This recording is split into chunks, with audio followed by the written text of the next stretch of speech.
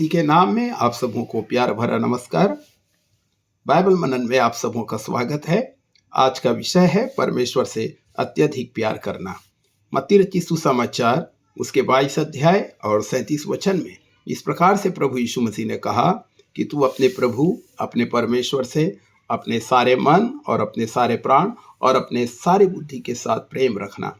मेरे प्रियो, सबसे महत्वपूर्ण आज्ञा जो प्रभु यीशु मसीह ने हमें दी है वह है परमेश्वर से अत्यधिक प्रेम रखना। और यदि हम परमेश्वर से अत्यधिक प्रेम रखते हैं तो हम उसकी अन्य सभी आज्ञाओं का भी पालन करेंगे। पहला यूहन्ना 5:3 में लिखा हुआ है कि परमेश्वर से प्रेम रखना यह है कि हम उसकी आज्ञाओं को माने और उसकी आज्ञाएं कठिन नहीं। इस दुनिया में प्रभु यीशु मसीह के सफल और विजयी जीवन का जो रहस्य था वह था परमेश्वर के प्रति उसका अत्यधिक प्रेम।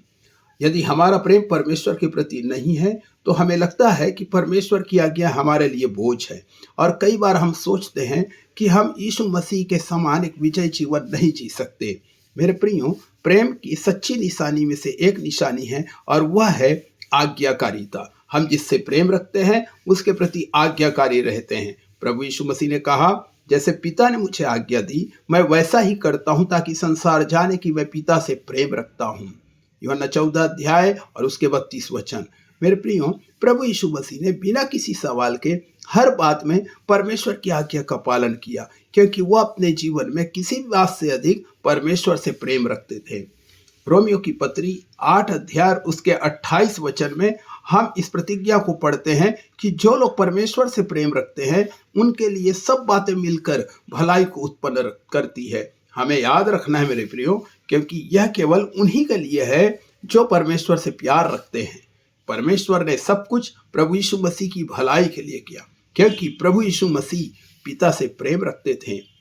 मेरे प्रियो, हमारा अत्यधिक प्रेम किसी परमेश्वर के लिए है या किसी इंसान के लिए है या किसी वस्तु के लिए है।